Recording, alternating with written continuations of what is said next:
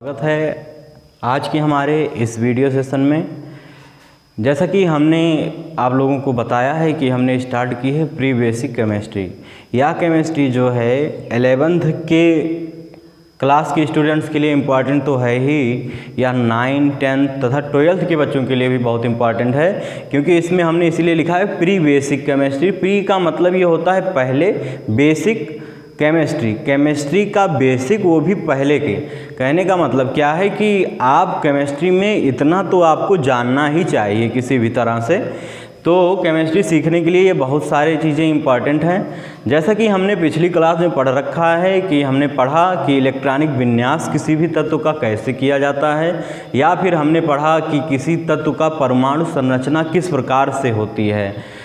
इस क्लास में हम लोग जब परमाणु संरचना के बारे में जानते हैं तथा इलेक्ट्रॉनिक विन्यास के बारे में हम लोग सीख ही चुके हैं, तो हमको ये जानना चाहिए कि किसी भी तत्व का लेविस डॉट सिंबल क्या होता है।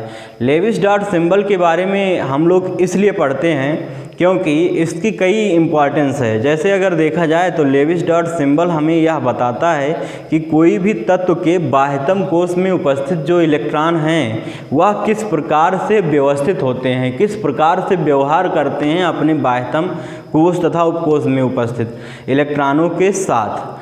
ये हम जानने के लिए लेविस डॉट सिंबल पढ़ते हैं। या फिर अगर और हम इसके बारे में समझें तो लेविस डॉट सिंबल जो है यह एक आसान तरीका है हमें किसी भी तत्व की संयोजकता को निकालने के लिए। इसे समझते हैं, कैसे समझेंगे लेविस डॉट सिंबल है क्या। तो हमने यहाँ पर लिख रखा है लेविस डॉट सिंबल किसी परमाणु के बाह्यतम कोश में उपस्थित इलेक्ट्रॉनों को डॉट के रूप में लिखा जाना ही लेविस डॉट सिंबल कहलाता है। या फिर the electron present in outer shell of an atom is written as dot. इसका मतलब क्या है, आप लोगों ने देखा होगा ये वाली संरचना, जैसे कार्बन है तो कार्बन के ऊपर इस तरह से डॉट लिखा गया होता है। या फिर आपने देखा होगा हाइड्रोजन, तो हाइड्रोजन के ऊपर ऐसे डॉट लगा हुआ होता है। या फिर आपने देखा होगा हीलियम, तो हीलियम के ऊपर भी इस प्रकार से डॉट लगा हुआ होता है। इसका मतलब क्या होता है, तो इसे आज हम समझेंगे।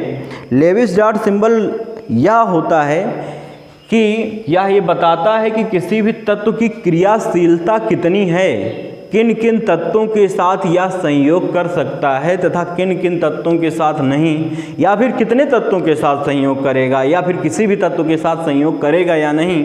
ये सारी बातें जो हैं वो हमें बताता है लेविस डॉट सिंबल। तो आइए इसके बारे में जानते हैं।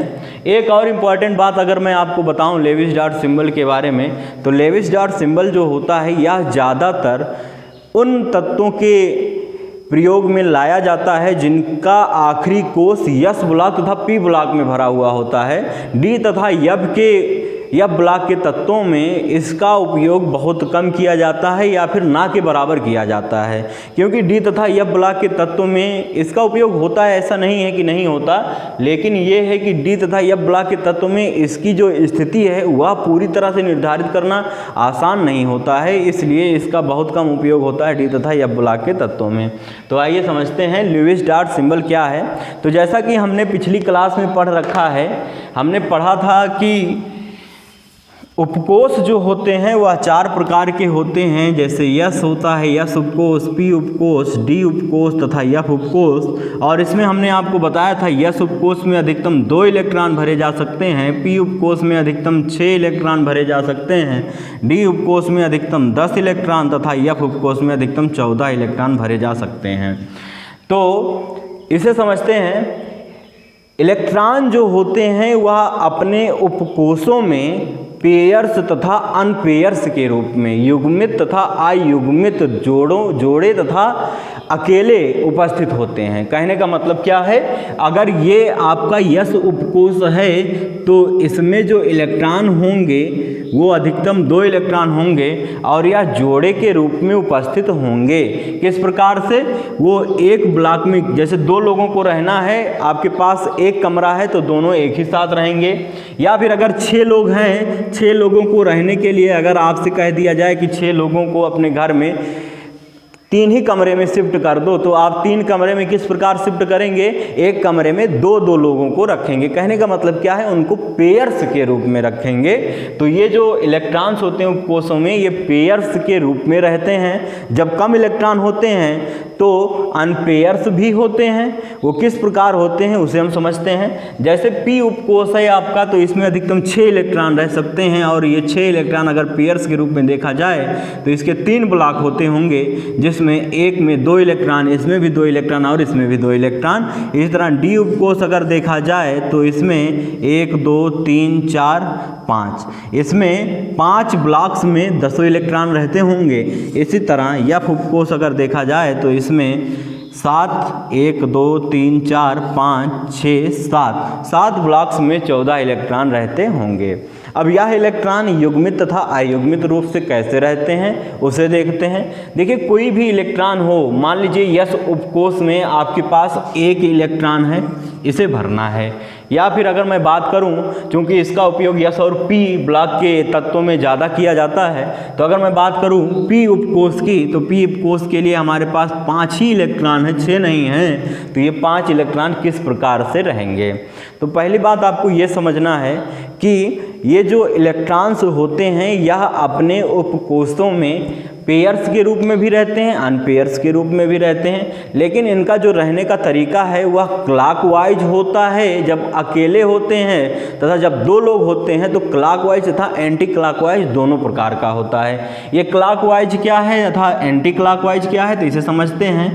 क्लॉकवाइज जो होता है वह किसी भी इलेक्ट्रॉन को इस प्रकार से प्रदर्शित करता है। अगर कोई इलेक्ट्रॉन इस तरह से लिखा गया है तो इसका मतलब क्या है, यह जो इलेक्ट्रॉन उपस्थित है यह क्लॉकवाइज रूप में उपस्थित है। अगर मैं बात करूं एंटी क्लॉकवाइज की बात करूं तो इसका मतलब होता है इसका उल्टा। इस प्रकार से कोई भी तत्व का इलेक्ट्रॉन उपस्थित होगा इन ब्लॉक्स में। कैसे, जैसे अभी हमने कहा कि अगर S ब्लॉक में मान लीजिए हमारे पास 1 इलेक्ट्रॉन है तो वह कैसे उपस्थित होगा। तो आपको ये ध्यान देना है कि अगर 1 इलेक्ट्रॉन है तो सर्वप्रथम कोई भी इलेक्ट्रॉन अगर किसी भी ब्लॉक में रहेगा तो वह पहले क्लॉकवाइज ही फिलअप होगा, उसके बाद जब शेष बचेंगे इलेक्ट्रॉन तब वो एंटी क्लॉकवाइज फिलअप होंगे। जैसे आइए यहाँ देखते हैं, S ब्लॉक के लिए सिर्फ हमने उदाहरण लिया है कि 1 इलेक्ट्रॉन है तो वह ये इलेक्ट्रॉन सिर्फ किस में होगा, क्लॉकवाइज में होगा। अगर P में हमने उदाहरण के लिए लिया है 5 इलेक्ट्रॉन हैं, तो सर्वप्रथम ये तीनों ब्लॉक जो हैं वो 1 इलेक्ट्रॉन फिलअप करेंगे। किस तरह से, क्लॉकवाइज, इस प्रकार से फिलअप करेंगे 1 इलेक्ट्रॉन 1 इलेक्ट्रॉन 1 इलेक्ट्रॉन। अब शेष बचे 2 इलेक्ट्रॉन, वो 2 इलेक्ट्रॉन सर्वप्रथम इस ब्लॉक से शुरू होगा तो ये पहले एंटी क्लॉकवाइज होगा, फिर ये एंटी क्लॉकवाइज होगा। हमारे पास 5 इलेक्ट्रॉन फिलअप हो गए। अब आपसे पूछा गया कि ये बताइए कि कोई भी तत्व जो है उसके आखिरी कोष में, P ब्लॉक के आखिरी कोष में 5 इलेक्ट्रॉन हैं, तो उसमें युग्मित इलेक्ट्रॉन कितने हैं। तो आप ये बता सकते हैं, युग्मित का मतलब होता है जोड़ा, और यहाँ पर जोड़े के रूप में 2 इलेक्ट्रॉन उपस्थित हैं, 2 ब्लॉक में 4 इलेक्ट्रॉन उपस्थित हैं, ये युग्मित इलेक्ट्रॉन्स हैं। और आपसे पूछा जाए कि अयुग्मित इलेक्ट्रॉन कितने हैं, तो आप यह बता सकते हैं सिर्फ 1 ही इलेक्ट्रॉन इसमें उपस्थित है अयुग्मित के रूप में। तो यहाँ पर हमने समझा कि इलेक्ट्रॉन किस प्रकार से उपस्थित होते हैं उपकोषों में। अब हम समझेंगे इसका लुईस डॉट सिंबल हम कैसे निकालते हैं। तो आइए इसके बारे में देखते हैं। इसे मिटा देते हैं। किसी भी तत्व का लुईस डॉट सिंबल जो बनाया जाता है वह 2 प्रकार से बनाया जाता है। एक होता है इलेक्ट्रॉनिक विन्यास के आधार पर, इलेक्ट्रॉनिक विन्यास के आधार पर, जिसे आप कहते हैं इलेक्ट्रॉनिक कॉन्फ़िगरेशन, इलेक्ट्रॉनिक कॉन्फ़िगरेशन। दूसरा होता है आवर्त सारणी के आधार पर, जिसे हम कहते हैं पीरियाडिक टेबल के आधार पर, पीरियाडिक टेबल, आवर्त सारणी के आधार पर। लेकिन हमको यहाँ पर सिर्फ पढ़ना क्या है, इलेक्ट्रॉनिक विन्यास के आधार पर, क्योंकि हमने इससे पिछली वाली क्लास में आपको इलेक्ट्रॉनिक विन्यास करना सिखाया है। तो आज हम यहाँ पढ़ेंगे इलेक्ट्रॉनिक विन्यास के आधार पर किस प्रकार हम किसी तत्व का लुईस डॉट सिंबल बनाते हैं और उसकी संयोजकता को आसानी से निकालते हैं। तो इधर देखिए, इलेक्ट्रॉनिक विन्यास हम करते हैं दो प्रकार से। एक था पहला ओल्ड मॉडल। ओल्ड मॉडल में प्रयोग होता था बोरबरी का नियम, बोरबरी का नियम। लेकिन यह नियम जो है ये ज़्यादा उपयोग में नहीं आया, क्योंकि इस नियम में बहुत सारे अपवाद थे। इसके बाद आए वैज्ञानिक आफबाउ और इन्होंने अपना नियम बताया और इन्हीं के नियम के आधार पर हम लुईस डॉट सिंबल बनाएंगे आज। आफबाउ के नियम के आधार पर, तो आइए देखते हैं आफबाउ के नियम के आधार पर हम कैसे लुईस डॉट सिंबल बनाते हैं। तो इसके बारे में हमने आपको बताया था। मान लीजिए आपके पास कोई एक तत्व है हाइड्रोजन, हाइड्रोजन है, तो हाइड्रोजन का परमाणु क्रमांक जो होता है वह 1 होता है। इसका मतलब क्या है, इसके आखिरी कोष में सिर्फ कितने इलेक्ट्रॉन हैं, 1 इलेक्ट्रॉन है, इसमें 1 इलेक्ट्रॉन है। तो इसका हम जब आफबाउ के नियम के अनुसार इलेक्ट्रॉनिक विन्यास करेंगे तो होगा इसका इलेक्ट्रॉनिक विन्यास 1s1। यहाँ तक बातें आपको समझ में आ रही हैं। जैसे हमने आपको बताया था कि कोई भी तत्व का परमाणु संरचना जो होता है वो न्यूक्लियस में न्यूट्रॉन तथा प्रोटॉन होते हैं। इलेक्ट्रॉन जो होता है इसके आउटर सेल में उपस्थित होता है। यहाँ पर इलेक्ट्रॉन उपस्थित होता है जिसे हम लोग कहते हैं एनर्जी लेवल, जिसे हमने आपको उस दिन बताया था ऊर्जा स्तर हम लोग कहते हैं, ऊर्जा स्तर। इसी ऊर्जा स्तर को हम लोग यहाँ पर संयोजी कोष के नाम से जानते हैं, वैलेंस सेल के नाम से जानते हैं। इसी को हम क्या कहेंगे, संयोजी कोष। लेकिन यह संयोजी कोष कहाँ पर होगा, जो आखिरी कोष होगा किसी भी तत्व का वही होगा संयोजी कोष, ना कि सारे। जैसे यहाँ पर ऊर्जा स्तर तो सारे हैं, ऊर्जा स्तर तो सारे हैं, लेकिन यहाँ पर जो आखिरी कोष, मान लीजिए यहाँ पर इलेक्ट्रॉन है, तो ये जो आखिरी कोष दिख रहा है ये है आपका संयोजी कोष। तो अगर मैं हाइड्रोजन की बात करूँ तो इसका आखिरी कोष भी और पहला कोष भी 1s1 है, इसलिए इसका आखिरी कोष क्या कहलाएगा या पहला कोष क्या कहलाएगा, संयोजी कोष। अब बात करते हैं, हमने आपको बताया था यस ब्लॉक में अधिकतम 2 इलेक्ट्रॉन रह सकते हैं और वो 2 इलेक्ट्रॉन एक ही ब्लॉक में रहते हैं, पेयर्स हो चाहे अनपेयर्स हो। तो हमने कहा था कि अगर किसी भी तत्व के आखिरी कोष में 1 इलेक्ट्रॉन है तो उसे हम क्लॉकवाइज भरेंगे, और क्लॉकवाइज का हमने सिंबल बताया था इस प्रकार से। ये है आपका क्लॉकवाइज डायरेक्शन। इसके आखिरी कोष में कितने इलेक्ट्रॉन, 1, इसलिए हमने यहाँ पर 1 इलेक्ट्रॉन भर दिया है। अब बात करते हैं इसकी लुईस डॉट सिंबल कैसे बनाएंगे। तो लुईस डॉट सिंबल में आपको ध्यान देने वाली बात यह है कि अगर कोई भी तत्व है आपके पास, मान लीजिए ये हाइड्रोजन ही है, तो इसके चारों तरफ कोष बने हुए होते हैं इस प्रकार से। इस कोष में जो इलेक्ट्रॉन भरे जाएंगे वो आखिरी कोष के इलेक्ट्रॉनों के आधार पर भरे जाएंगे। जैसे इसमें आखिरी कोष कौन सा है, ये 1s1 है, इसमें 1 इलेक्ट्रॉन है, और ये भरना शुरू कहाँ से करेंगे, हम यहाँ से पहले इसे भरेंगे, फिर इसे भरेंगे, फिर इसे भरेंगे, फिर इसे भरेंगे। एक में अधिकतम 2 इलेक्ट्रॉन हो सकते हैं, पहले इन सबको भर देंगे 1-1 इलेक्ट्रॉन, फिर दूसरा यहाँ से शुरू करेंगे, फिर यहाँ से, फिर यहाँ से, फिर यहाँ से। पहले चारों भरेंगे, फिर उसके बाद 5वां फिर यहाँ से शुरू करेंगे, फिर 6वां, 7वां, फिर 8वां। इस प्रकार से हम भरेंगे इसमें। तो इसके आखिरी कोष में कितने इलेक्ट्रॉन, 1 इलेक्ट्रॉन। तो हम इसे एक डॉट से प्रदर्शित करते हैं। किससे प्रदर्शित करते हैं, डॉट से। लुईस डॉट सिंबल जब बनाएंगे तो किससे प्रदर्शित करेंगे, डॉट से। इसे आपने देखा होगा इस तरह से लिखा गया होता है, ये तो हमने आपको समझाने के लिए बनाया है, ये इस प्रकार से लिखा गया होता है। ये है हाइड्रोजन का लुईस डॉट सिंबल।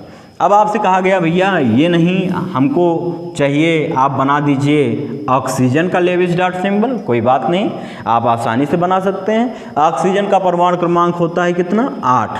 अब इसका हम पहले इलेक्ट्रॉनिक विन्यास करते हैं आफबाउ के नियम के आधार पर। तो ये होगा 1s2, 2s2, 2p4।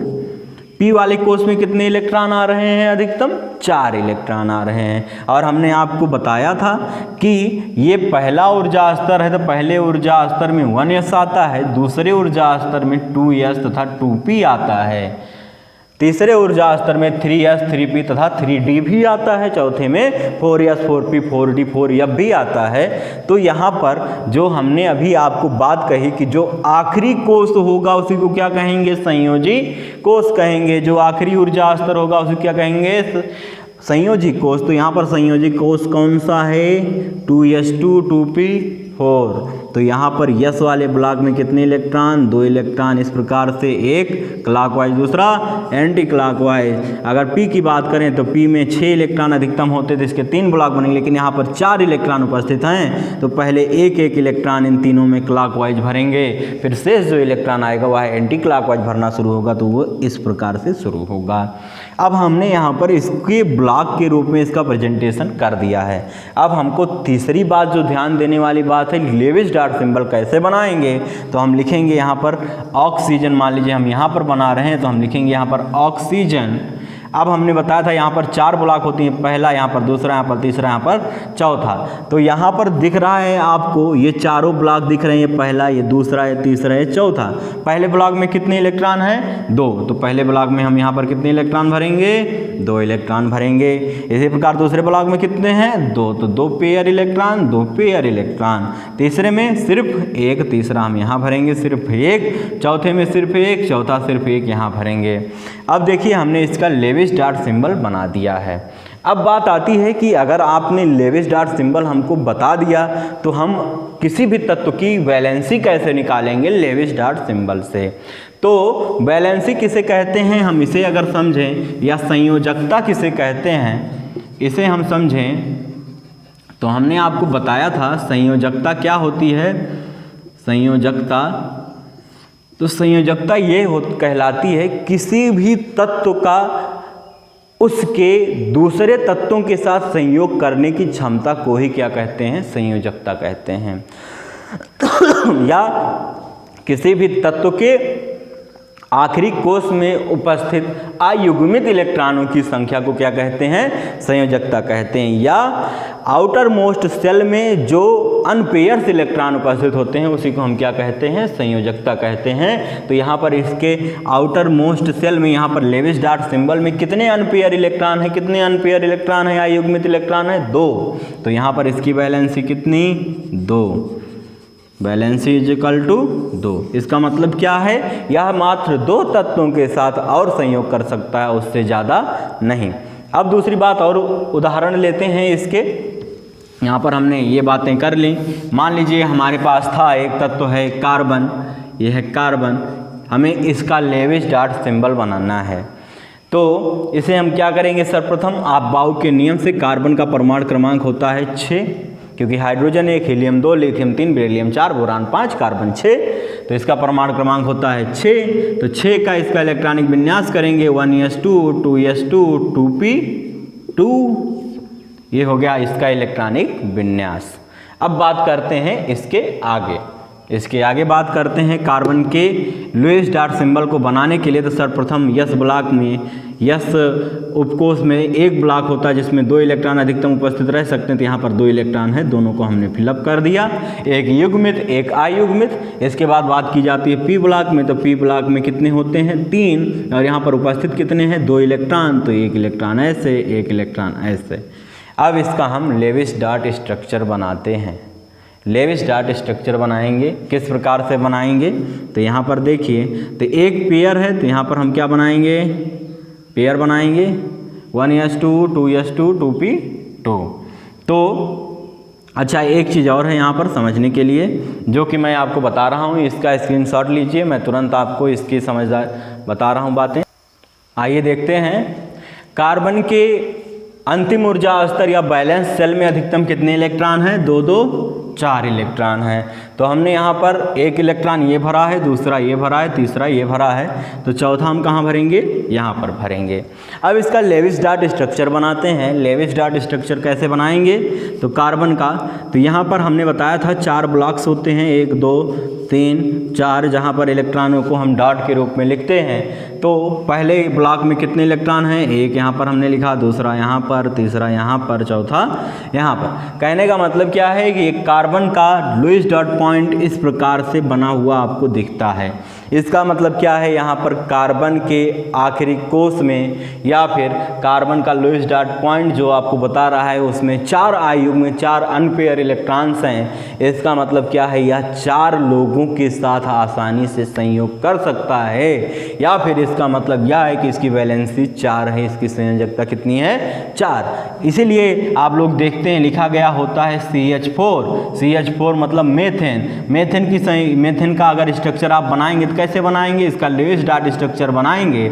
और हाइड्रोजन का हमने अभी आपको बताया कि एक डॉट होता है, एक डॉट यहाँ पर, एक डॉट यहाँ पर, हाइड्रोजन के 4 तत्व हैं तो एक डॉट यहाँ पर, एक डॉट यहाँ पर, इन चारों डॉट्स को अगर आप मिलाएंगे देखिए ये 4 लोगों के साथ इस प्रकार से संयोग कर रहा है मेथेन आपका।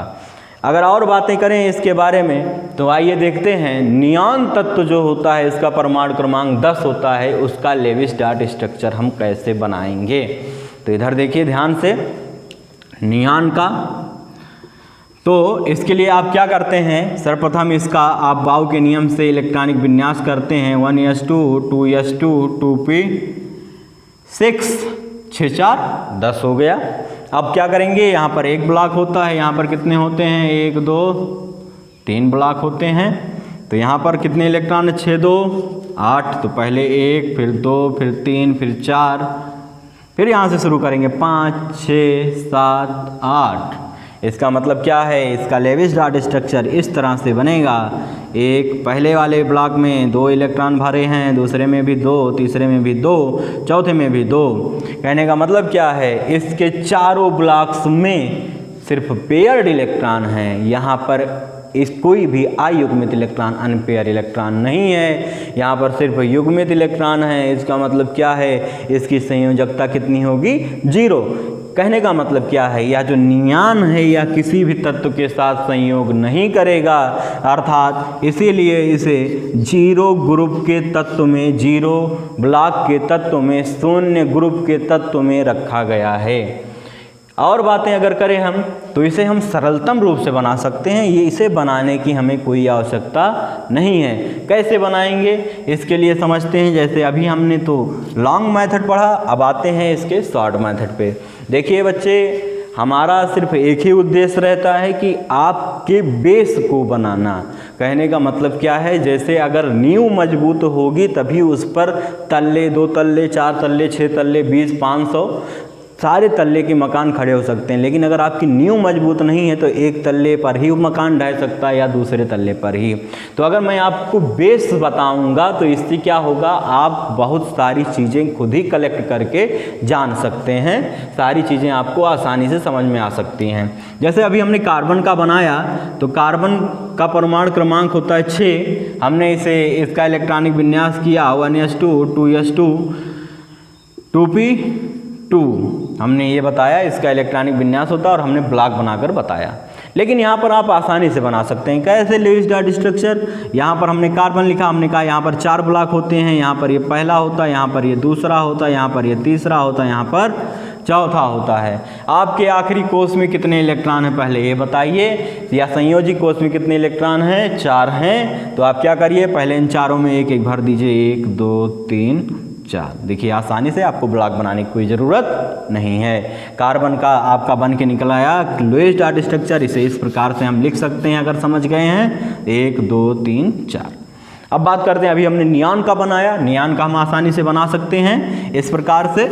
नियॉन का इधर देखिए 1s2 2s2 2p6 होता है इसका इलेक्ट्रॉनिक विन्यास। अगर हम इसका लेविस डॉट सिंबल बनाएं तो हम इस प्रकार से बना सकते हैं। इसके संयोजी कोष में 6 2 8 इलेक्ट्रॉन हैं, तो पहले हम 8 इस प्रकार से भरेंगे, पहले 1 फिर 2 फिर 3 फिर 4, फिर पेयरिंग शुरू करेंगे 5 फिर 6 फिर 7 फिर 8। आपको अब ब्लॉक बनाने की कोई ज़रूरत नहीं है, 8 इलेक्ट्रॉन आप आसानी से भर दिए हैं इस ब्लॉक में।